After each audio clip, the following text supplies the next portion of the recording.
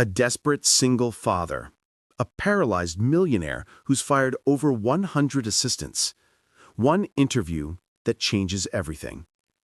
This is the story of Reed Trent, a man who lost everything and found himself sitting across from the most impossible boss in New York City. But when you have nothing left to lose, impossible becomes your only option. Because no assistant ever lasted a week working for the paralyzed millionaire until a single dad came along. Before we continue, please tell us, where in the world are you tuning in from? We love seeing how far our stories travel. The coffee had gone cold in the waiting area, but Reed Trent's hands were too sweaty to hold the cup anyway. He sat in the marble-floored entryway of an Upper East Side brownstone that probably cost more than he'd earn in 10 lifetimes, clutching a resume folder that felt pathetically thin in his grip. This was his 18th interview in a month, his last chance before the eviction notice became reality. "Mr. Trent?" The voice belonged to an older woman with silver hair pulled back so tightly it looked painful. Her expression suggested she'd seen 1,000 desperate men like him walk through this door and watch them all fail. "Yes, ma'am. Follow me. And whatever you do, don't waste Ms. Moore's time." Reed's heart hammered as he followed her down a hallway lined with original artwork, pieces he recognized from magazines he could no longer afford to buy. The hallway opened into a large study that had been converted into an accessible office, with wide doorways, lowered shelves, and equipment he didn't recognize. And there, behind a massive mahogany desk, sat Felicity Moore. She was more intimidating in person than in the photos he'd studied last night.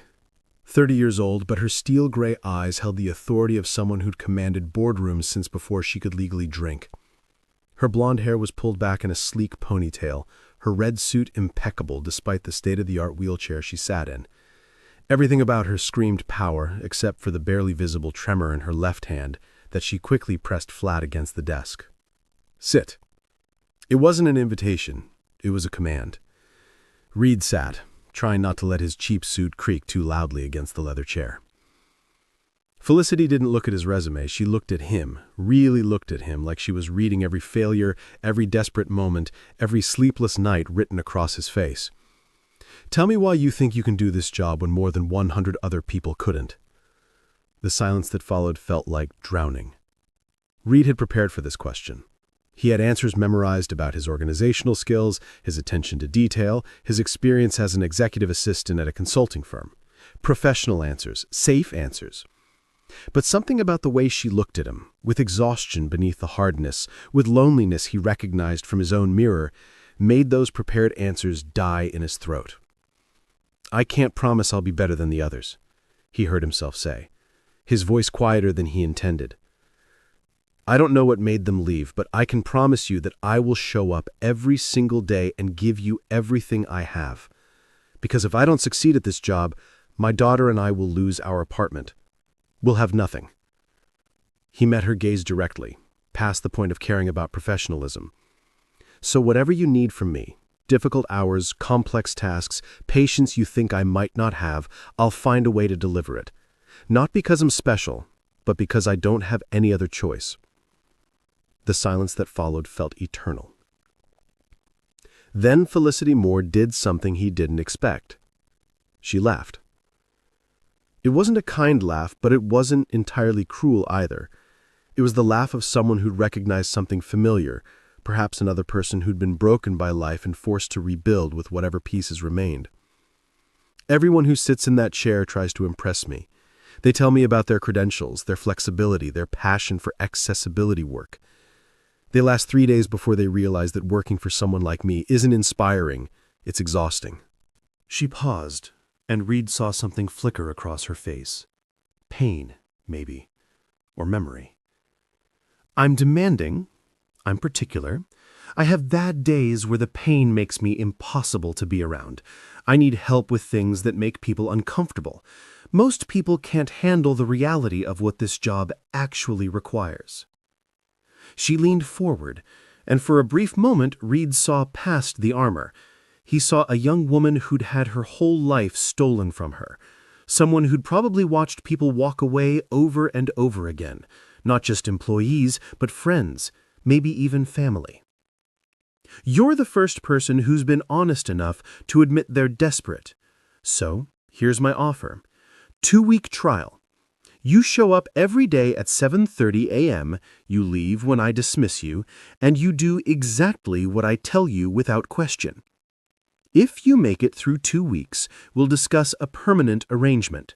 The salary is $95,000 annually, plus health insurance that covers dependents. Reed's breath caught. That salary would change everything. Sadie's school supplies, real groceries, keeping their apartment. No more counting eggs until Thursday.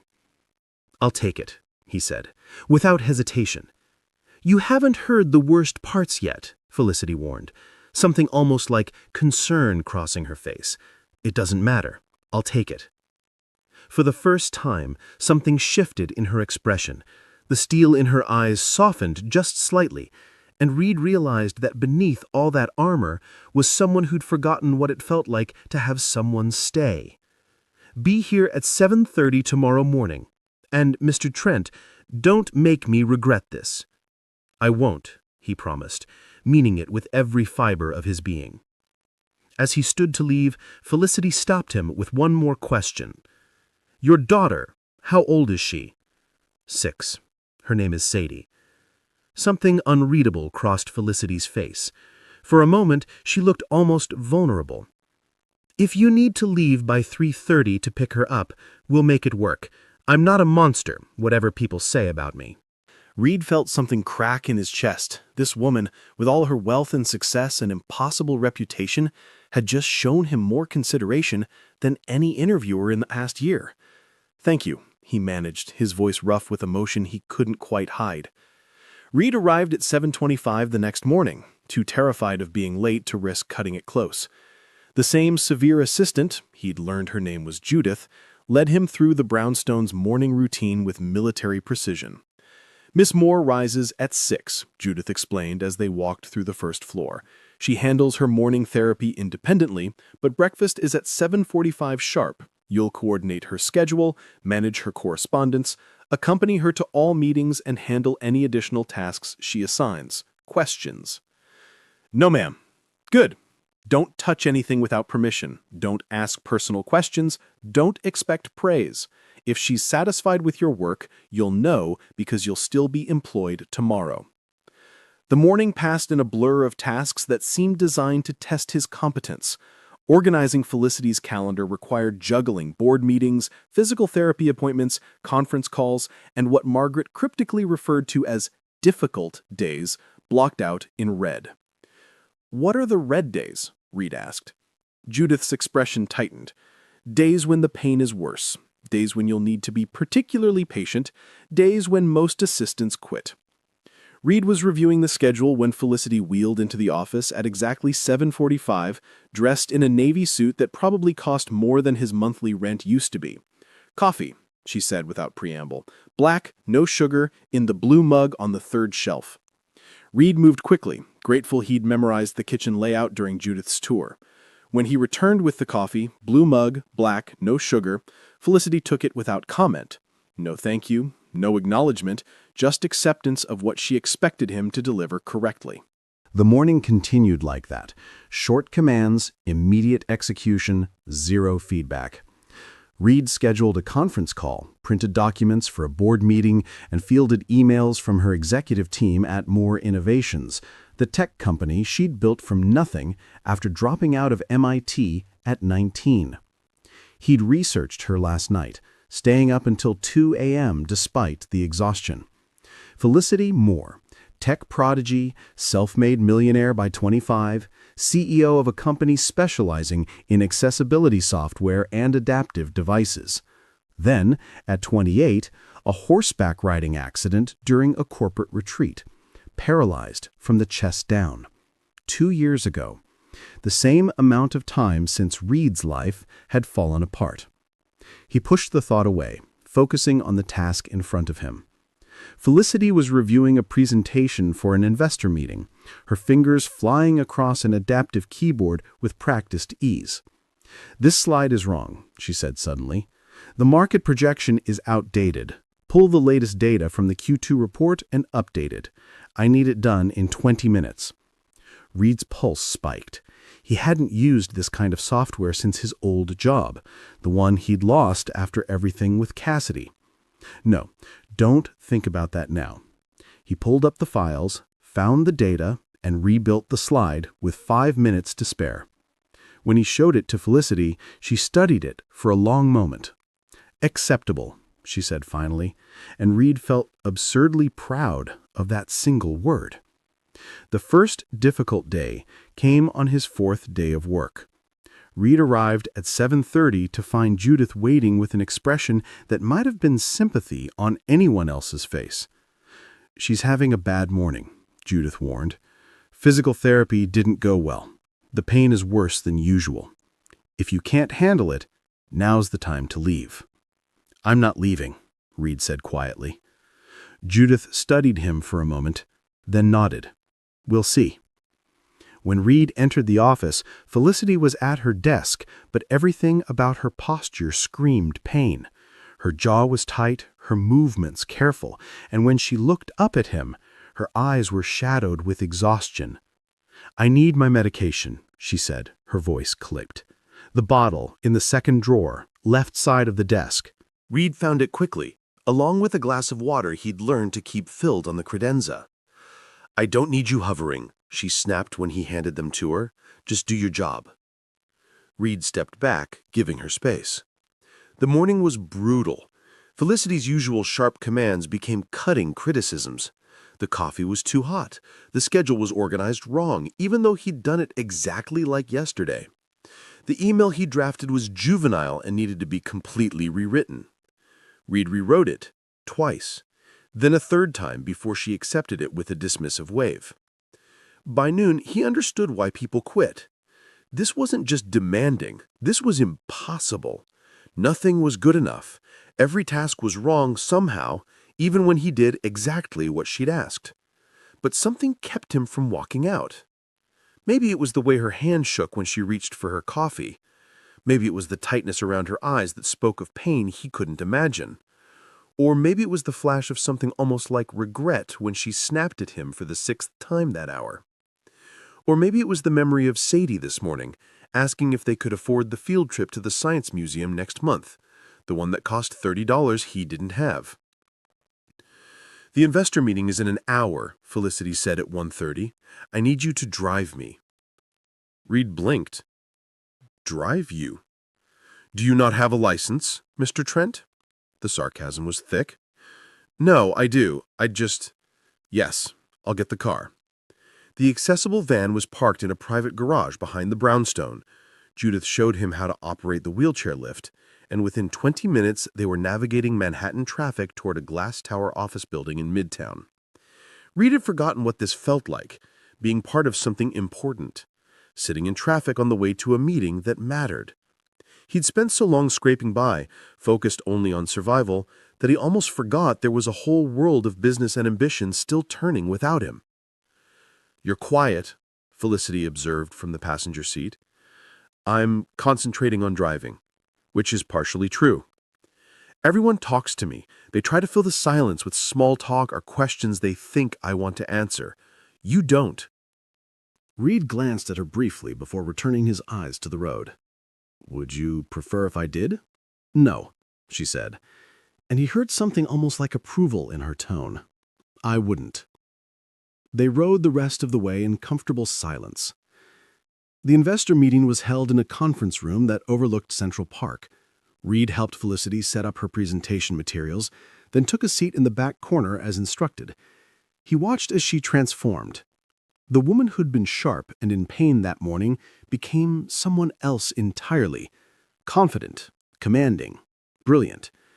She presented More Innovation's latest accessibility software with the kind of passion that made investors lean forward in their chairs. She fielded tough questions with ease, turning every challenge into an opportunity to showcase her expertise.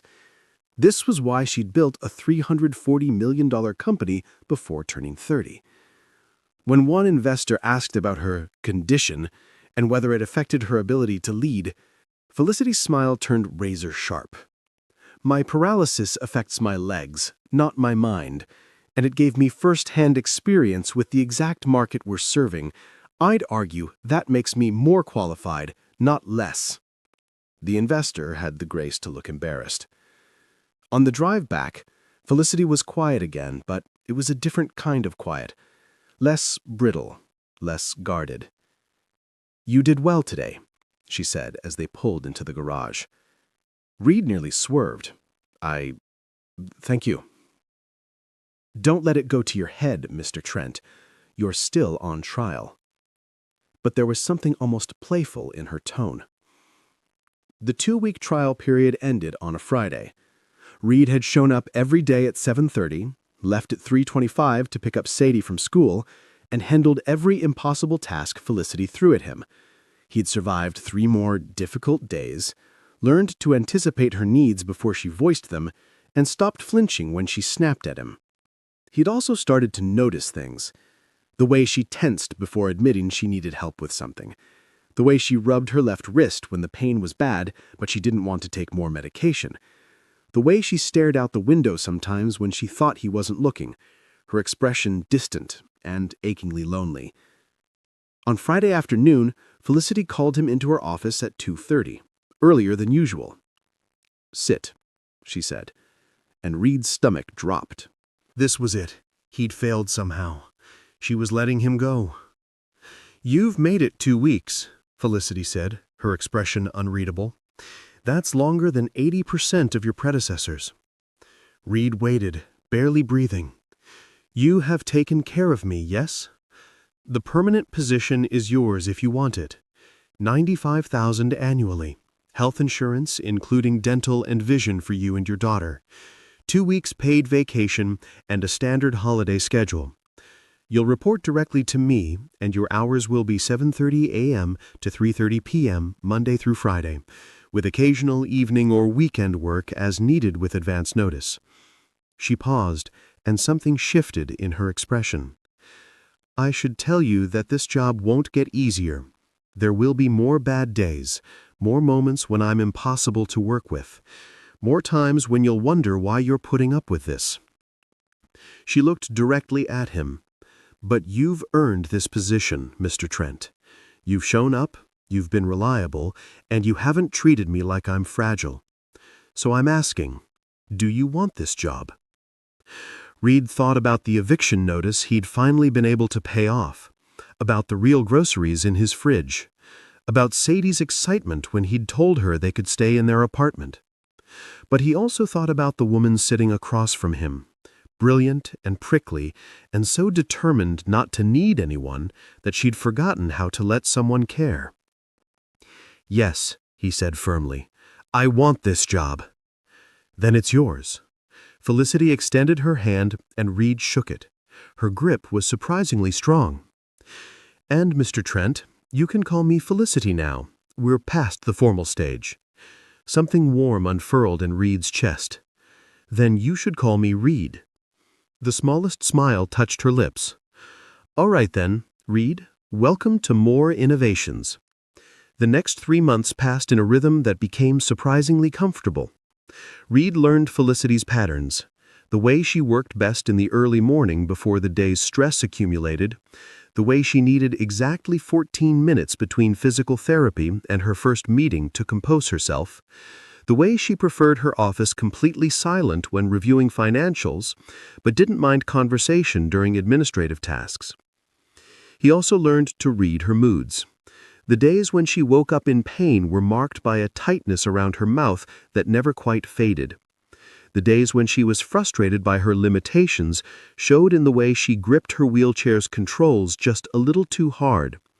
The rare good days were signaled by the way she actually smiled at Judith's terrible jokes during breakfast. And slowly, carefully, Felicity started to open up.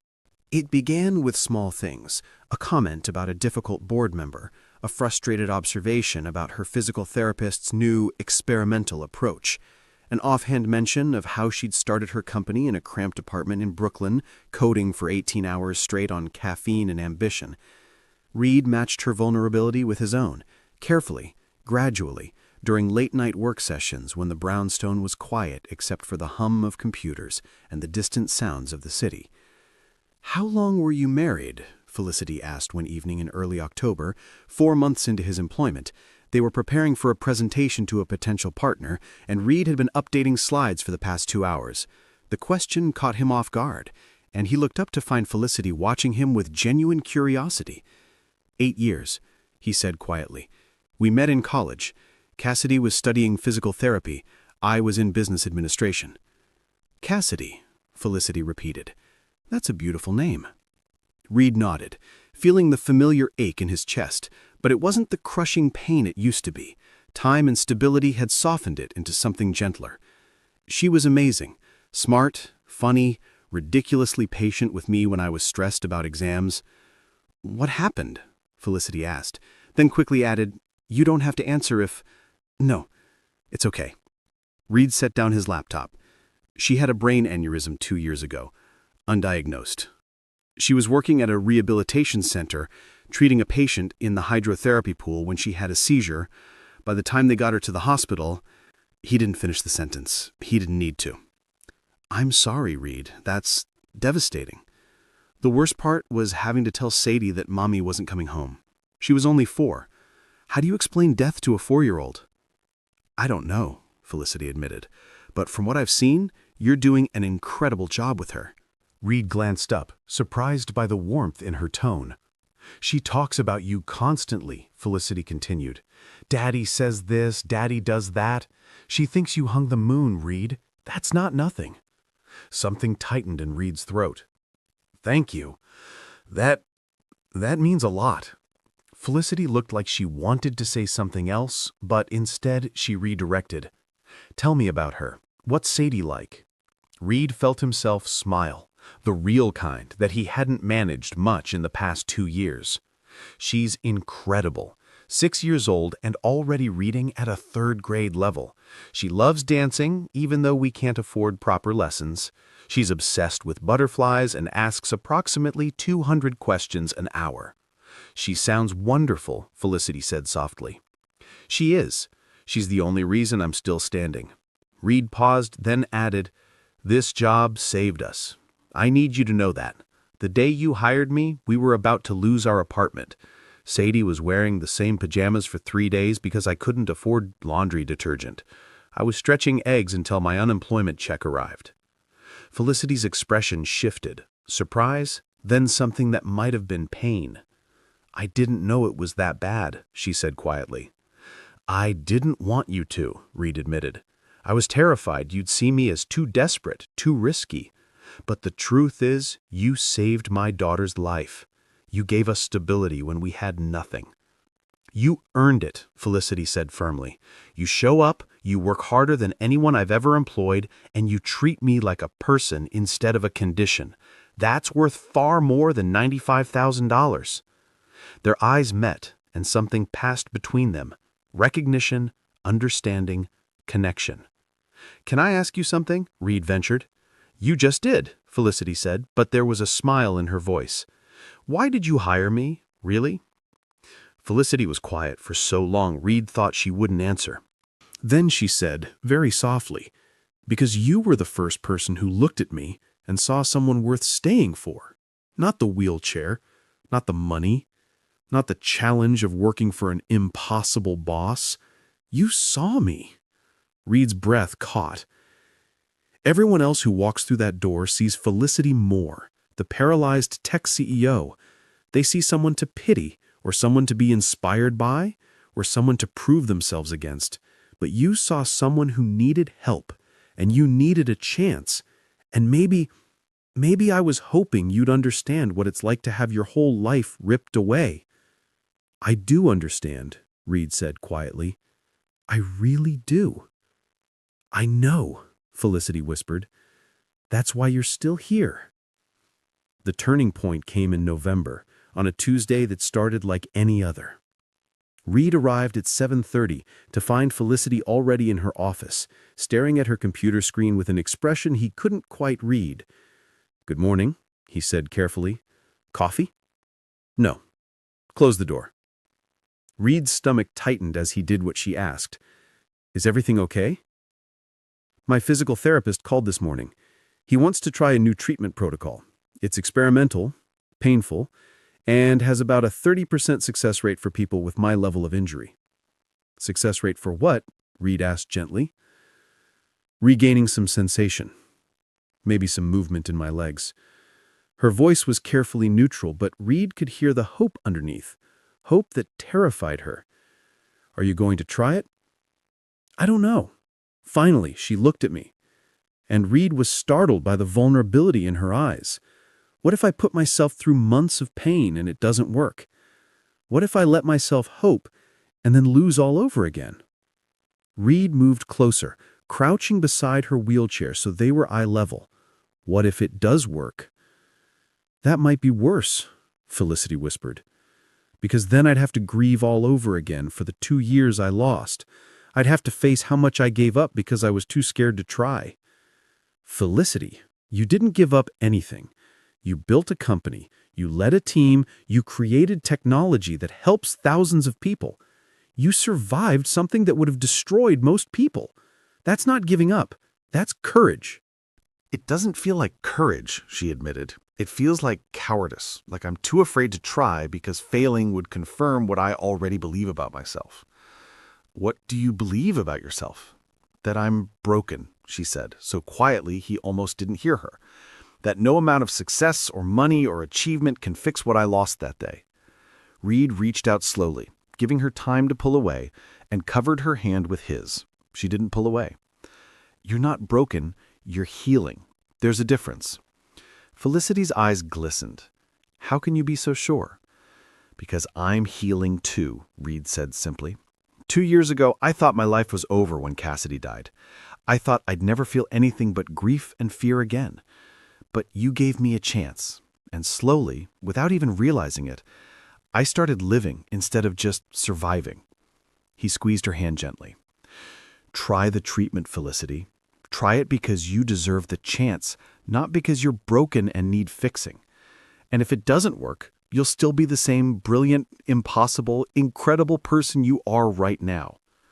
A single tear slipped down Felicity's cheek. Will you be there during the treatments? Every single one, Reed promised. If you want me there. I do. I really do. The treatment started 2 weeks later. Reed rearranged Felicity's entire schedule to accommodate 3 sessions per week, each lasting 2 hours and leaving her exhausted and in pain. He drove her to the facility, waited in the observation room, and drove her home afterward while she sat in careful silence, processing what her body had just endured. After the 4th session, she cried in the car, harsh, painful sobs that she tried to muffle behind her hand. Reed pulled over into a grocery store parking lot, put the car in park, and said, "It's okay. You don't have to hold it in." "It hurts so much," she gasped between sobs. "Reed, it hurts." "I know. I'm sorry." "They're essentially retraining my nervous system. It feels like fire and electricity and—" She broke off, crying harder. Reed reached over and took her hand, holding on while she fell apart. He didn't offer platitudes or false hope. He just stayed. When the crying finally subsided, Felicity wiped her face with shaking hands. "I'm sorry. That was unprofessional." "You're human, Felicity. That's not unprofessional. It's real." She looked at him with red-rimmed eyes. "No one's seen me cry since the accident. Not my parents, not my friends, not Judith. Just you." "Then I'm honored," Reed said quietly. "And I meant what I said. I'll be here for every session. You don't have to do this alone."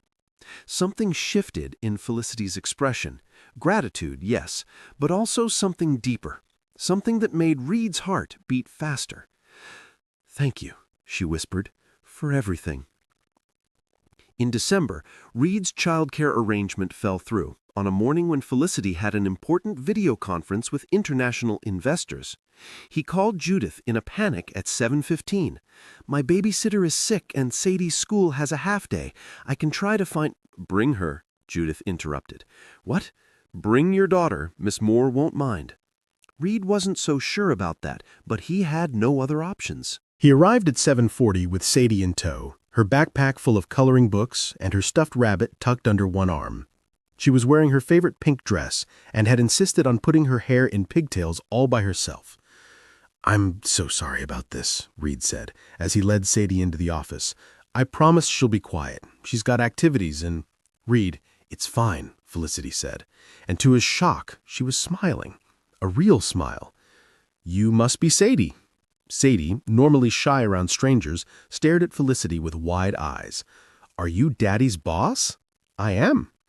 "You're really pretty," Sadie said, with the blunt honesty only 6-year-olds can manage.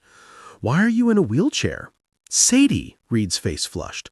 "We talked about—" "It's okay," Felicity said, and her smile didn't waver. She wheeled closer to Sadie's level. "I was in an accident a few years ago that hurt my spine. Now my legs don't work like they used to, so I use a wheelchair to get around." "Does it hurt?" Sadie asked with concern. "Sometimes," Felicity admitted, "but I'm learning to manage it." Sadie considered this seriously. "My mommy died because her brain got hurt. Daddy says she's in heaven now, but I think heaven is just a nice way of saying she can't come back." The room went very quiet. Felicity's expression softened into something achingly gentle. "I'm sorry about your mommy, Sadie. That must be very hard." "It is," Sadie said, matter-of-factly, "but Daddy takes good care of me. He makes funny voices when he reads bedtime stories." Felicity glanced at Reed, who was trying very hard not to cry. "I bet he does."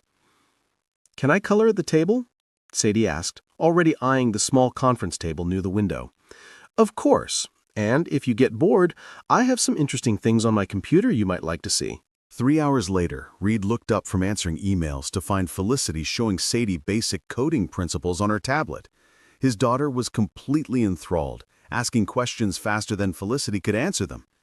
"If I tell the computer to make a cat jump," Sadie was saying, "how does it know how high?" "Great question," Felicity said with genuine enthusiasm. "You have to give it specific instructions. We call it an algorithm. You tell it exactly how many steps to jump, and the computer follows your directions." "Can I try?" "Absolutely." Reed watched them together, his daughter and his boss, one teaching and one learning with equal excitement, and felt something shift in his chest, something warm and terrifying and hopeful. This was what Cassidy would have wanted for Sadie: strong women to look up to, brilliant minds to inspire her, gentle guidance that encouraged her curiosity. And this was what Reed hadn't let himself want since Cassidy died: connection, warmth, the possibility of something more than just survival. When it was time to leave, Sadie hugged Felicity goodbye without prompting. "Can I come back sometime?" Felicity looked startled by the hug, but then her arms came up to return it carefully. "I'd like that very much." After Reed buckled Sadie into the car, his daughter asked, "Daddy, is Miss Felicity lonely?" The question caught him completely off guard. "What makes you ask that?" "She smiles with her mouth, but not her eyes," Sadie said with the observational skills of someone who'd learned to read emotions carefully after losing a parent. "Except when she was teaching me about coding. Then her eyes smiled too." Reed looked at his daughter, really looked at her, and marveled at her emotional intelligence. "I think maybe she has been lonely," Reese said carefully, "but maybe she's starting to be less lonely now." "Because of us?" Sadie asked hopefully. "Maybe. Yeah, maybe because of us." Christmas came with unexpected gentleness. Felicity gave all her employees a week off, but Reed couldn't afford to take Sadie anywhere special. He'd planned a quiet week at home, movies, hot chocolate, making the most of their small apartment. On Christmas Eve, a delivery arrived, 3 enormous boxes wrapped in silver paper. The card read, "For Sadie, from someone who enjoyed teaching her about coding. And for Reed, because you deserve good things too. F." Inside were gifts that made Reed's throat thud: a beginner's coding kit for kids, complete with tablet and programs, a complete set of winter clothes for Sadie in her exact size, a gift card to the grocery store for $500, and for Reed, a beautiful leather-bound journal with a note: "Write down the good days. You've earned them." Reed called Felicity, his voice rough. "This is too much." "It's not nearly enough," she said quietly. "Merry Christmas, Reed." "Merry Christmas, Felicity." The treatments showed their first signs of progress in January. Reed was in the observation room during Felicity's session when he saw it, the smallest twitch in her right foot. The physical therapist noticed too, his face lighting up with cautious excitement. "Did you feel that?" he asked Felicity. I think so," she said, her voice shaking. I think I felt something." Reed was on his feet, his heart pounding. Over the next 3 weeks, the sensation grew stronger. Felicity could feel pressure on her right foot, then light touch on her left. The movements were tiny, barely there, but they were real. One evening in late January, Reed stayed late to help Felicity with a presentation. They'd been working for hours, the office quiet except for the sound of fingers on keyboards and the occasional comment about slide design. "Reed, come here." He crossed to her desk, concerned by the strange note in her voice. "What's wrong?" "Nothing's wrong. I want to try something." She looked up at him, vulnerable and hopeful. "Hold my hands." Reed took her hands carefully, feeling the familiar warmth of her skin against his. "Okay," Felicity said, taking a deep breath. "Don't let go." And then, with visible effort and concentration, she shifted her weight and pushed with her legs. For the first time in 2 years, Felicity Moore stood up. She wobbled immediately, her legs barely able to hold her weight, and Reed's grip on her hands tightened to keep her steady. They were standing so close he could see the tears streaming down her face, could feel her hands shaking in his. "I'm standing," she whispered in disbelief. "Reed, I'm standing." "You are," he said, his own voice breaking. "Felicity, you're amazing." She looked up at him, really looked at him, and something passed between them that had been building for months, something neither of them could deny anymore. "I couldn't have done this without you," she said softly. "Yes, you could have. You're the strongest person I've ever met." "No," Felicity insisted, still holding his hands, still standing on shaking legs. "You stayed. Everyone else left, but you stayed.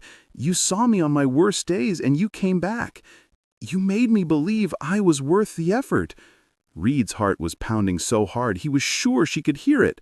"Felicity, I'm falling in love with you," she said, the words tumbling out in a rush. "I know I shouldn't. You work for me. You've been through so much. I'm your boss, and this is completely inappropriate, but I can't keep pretending I don't feel this. You and Sadie have become the best parts of my days, and I'm terrified, but I needed you to know." Reed kissed her. It was gentle, careful, a question as much as an answer. Felicity made a small sound of surprise, then kissed him back with her whole heart. And when they finally broke apart, she was crying and smiling and still standing. "I'm falling in love with you too," Reed admitted, his forehead resting against hers. "I've been trying not to, but Felicity, you're incredible. You're brilliant and stubborn, and you make me want to be better. You make Sadie light up when she talks about you. You've given us so much more than a job." "What do we do now?" Felicity whispered. "I don't know," Reed said honestly, "but we'll figure it out together." Her legs gave out then, unable to hold her any longer, and Reed caught her carefully, helping her back into her wheelchair. But she was laughing through her tears, giddy with the dual triumph of standing and confessing feelings she'd been terrified to acknowledge. "I stood," she said again, wonder in her voice. "You did," Reed agreed, kneeling beside her chair so they were eye level. "And you'll stand again, you'll walk again. I believe that." "I believe it too," she said, reaching up to touch his face, "because I'm not alone anymore." "Neither am I," Reed said, covering her hand with his. The next 3 months were a careful navigation of new territory. Reed and Felicity kept their relationship private at first, both nervous about the implications of an employer-employee romance. But Sadie knew immediately, when Reed brought her to the office the following week. "Daddy smiled at Miss Felicity the way he used to smile at Mommy. Does that mean you're going to get married?" Reed nearly choked on his coffee. "Sadie!" But Felicity just laughed, a real, full laugh that lit up her entire face. "Maybe someday, sweetheart. We'll see." Sadie seemed satisfied with that answer. The physical therapy continued with remarkable progress, By March, Felicity could stand for 5 minutes at a time with support. By April, she was taking her first assisted steps with parallel bars and braces. Reed was there for every milestone, watching with pride and love as the woman he'd fallen for reclaimed pieces of herself she thought were lost forever. "I want you to move in," Felicity said one evening. They were in her brownstone's living room, Reed sitting on the couch while Felicity practiced standing exercises nearby. It was the kind of domestic scene he'd thought he'd never have again. "Move in?" Reed repeated, startled. "You and Sadie. There's more than enough space. The whole 3rd floor is empty, and I—" She paused, vulnerable in a way she rarely allowed herself to be. "I don't want to spend my evenings alone anymore. I want to come home to you, both of you." Reed thought about his cramped 2-bedroom apartment with its thin walls and broken heater. Then he thought about Sadie having a real bedroom, space to play, stability beyond anything he could provide alone. But most of all, he thought about waking up in a home filled with laughter and love and possibility. "Yes," he said simply, "we'd love to." Felicity's smile could have lit up the entire city. They moved in on a Saturday in June, and that night Reed made dinner while Sadie showed Felicity her new bedroom with its window seat and bookshelves and more space than she'd ever had before. "Daddy," Sadie called down the stairs, "can Miss Felicity read me bedtime stories now that we live here?" Reed looked at Felicity, who looked back at him with cautious hope. "If Miss Felicity wants to," Reed said. "I'd love to," Felicity said softly. Later, after Sadie was asleep and they sat together on the couch with glasses of wine and the comfortable silence of people who fit together, Felicity said, "Tell me what you're thinking." Reed looked at her, really looked at her, at the woman who'd given him a chance when he had nothing, who'd become his best friend, his partner, someone he couldn't imagine his life without. "I'm thinking about how 2 years ago, I was sitting in a cramped apartment with 17 rejection emails, trying to figure out how to feed my daughter.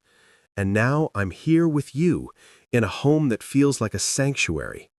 I'm thinking about how grateful I am that I sent that 18th application, that you took a chance on a desperate single dad who was honest about his brokenness." "You were never broken," Felicity insisted. "You were healing. There's a difference." Reed smiled at the echo of his own words from months ago. "We both were."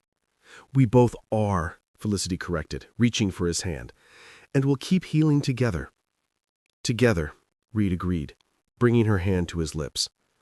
8 months later, on a February morning that felt like a gift, Reed stood in Felicity's office, their office now, watching her take her first unassisted steps. She'd been working toward this moment for over a year, through pain and frustration and countless setbacks. Her legs were still weak, she needed breaks frequently, and she'd probably use her wheelchair for the rest of her life on difficult days. But she was walking. 20 steps across the office, from her wheelchair to where Reed stood waiting with his arms outstretched. When she reached him, wobbling but triumphant, he caught her in a tight embrace. "I did it," she said, laughing and crying simultaneously. "Reed, I actually did it." "I never doubted you," he said, meaning it with every fiber of his being. "Liar," she said affectionately. "You doubted me plenty, but you stayed anyway." "I stayed because I love you," Reed said simply, "and because you're worth staying for." "So are you," Felicity said, pulling back to look at him seriously. "You know that, right? You're worth staying for, too." Reed felt something release in his chest, some final piece of grief or guilt or unworthiness he'd been carrying since Cassidy died. "I'm starting to believe that," he admitted. "Good," Felicity kissed him softly, "because I'm planning to spend a very long time proving it to you." That evening, the 3 of them sat down for dinner together, Reed, Felicity, and Sadie. It was their new ritual, the one that grounded them after long days of work and school and therapy. "Miss Felly, are you going to be my new mommy?" The room went very quiet. Reed looked at Felicity, who looked back at him with wide eyes and an expression that asked a silent question. "Would you like that, sweetheart?" Reed asked gently. "Yes," Sadie said immediately. I think Mommy would like Miss Felicity. She's smart and nice, and she teaches me about computers. And she makes you smile, Daddy." Reed's throat tightened with emotion. Felicity reached across the table to take Sadie's hand. "If your daddy and I decide to get married someday, I would be so honored to be your stepmother, Sadie. But I want you to know that nobody will ever replace your first mommy. She'll always be special." "I know," Sadie said seriously, "but I have room in my heart for 2 mommies. Hearts are like that, Daddy says. They get bigger when you love more people." Reed had to look away, blinking rapidly. "Your daddy is very wise," Felicity said, her voice thick with emotion. Later that night, after Sadie was asleep, Reed and Felicity stood together on the brownstone's back terrace, looking out at the glittering lights of the city. "Did you mean what you said?" Reed asked quietly. "About getting married someday?" "I did," Felicity said. "If that's something you'd want." "It is," admitted Reed. "Not right now. We're still figuring things out. But someday? Yes, absolutely yes." Felicity leaned against him, and Reed wrapped his arms around her, marveling at how perfectly they fit together. "Look at us," Felicity echoed, tilting her head up to meet his eyes. "2 broken people who found each other and somehow built something beautiful." "Not broken," Reed corrected gently. "Healing." "Healing," she agreed, with a smile. "Together." And as they stood there, wrapped in each other's arms, with the city lights sparkling around them and the promise of tomorrow stretching out ahead, Reed thought about that desperate man who'd walked into an interview 18 months ago with nothing but honesty and hope. He thought about the impossible boss who'd seen past his desperation to the person underneath. He thought about his daughter asleep upstairs, safe and happy and loved by more people than he dared to dream. And he thought about Cassidy, hoping that somewhere, somehow, she knew he'd found his way back to living, instead of just surviving. Because sometimes, when you lose everything, you discover that rebuilding is just another word for finding something new to hold on to. Sometimes, the most broken people find each other and create something whole. Friends, if this story touched your heart the way it touched mine, if it reminded you of the power we all have to change someone's life with a simple act of kindness, please don't just watch and walk away. Hit that subscribe button and join our Everbell Stories family.